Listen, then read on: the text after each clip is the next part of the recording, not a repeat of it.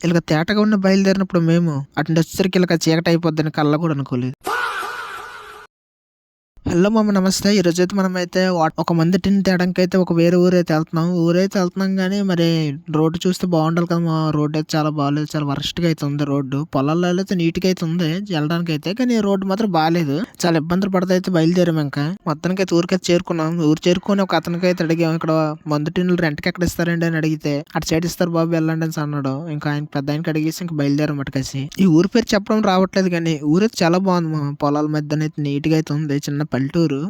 ఊర్లో వెళ్తుంటే మంచి వైబ్ అయితే ఉంది. తనకైతే వాళ్ళని వీళ్ళని అడుగుతా మొత్తానికి ఇల్లు కనిపెట్టాం మామ. మనకు ఆ స్ప్రే టిన్‌లో ఎవరు రెంట్‌కి ఇస్తారనేసి. ఇంకా అడ్రెస్ దొరికేసిందని ఇంకా బయలుదేరాం అడ్రెస్‌కైతే. ఇదే మనం వెళ్ళాల్సినది అడ్రెస్ అయితే ఇక్కడే ఇస్తారంట స్ప్రే టిన్‌లు గట్రా రెంట్‌కి మనకి.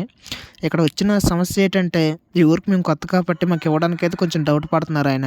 ఎవరైనా తెలిసిన వాళ్ళు ఉంటే నాకు కాల్ చేసి ఇవ్వండి నేను మాట్లాడతాననేసి అంటున్నారు. ఎందుకంటే ఎవరికి పడితే ఆళ్ళకైతే ఇవ్వరంట ఈళ్ళు. ఇంకా ఏం చేయాలో తెలియక అతనికి తెలిసిన వారు ఎవరైనా ఉంటే ఫోన్ చేసాం. ఆయనకి మాట్లాడడం అయ్యాక ఆయనకైతే క్లారిటీ వచ్చింది. ఇంక ఈళ్ళు మనోళ్ళే అనేసి. ఇంకైతే మాకు టిన్‌లు టెస్ట్ చేసి అయితే ఇంక ఇస్తాననేసి అన్నారు. ఇంకొక టిన్ అయితే ఇంక టెస్ట్ చేస్తున్నారు పని చేస్తున్నాయా లేవా అని. ఇంక రెండో టిన్‌లో టెస్ట్ చేసి డబ్బులంతా మాట్లాడుకొని ఇంక బయలుదేరే సమయానికి చాలా లేట్ అయితే అయిపోయింది. మేము తేటగా ఉండేటప్పుడు వచ్చాము మేము. ఇప్పుడేమో చీకటి అయిపోయింది. చీకటిన ఎళ్ళాల్సి వస్తుంది. అసలు ఆ రోడ్డునేమో లైట్లు అయితే ఉండవంట.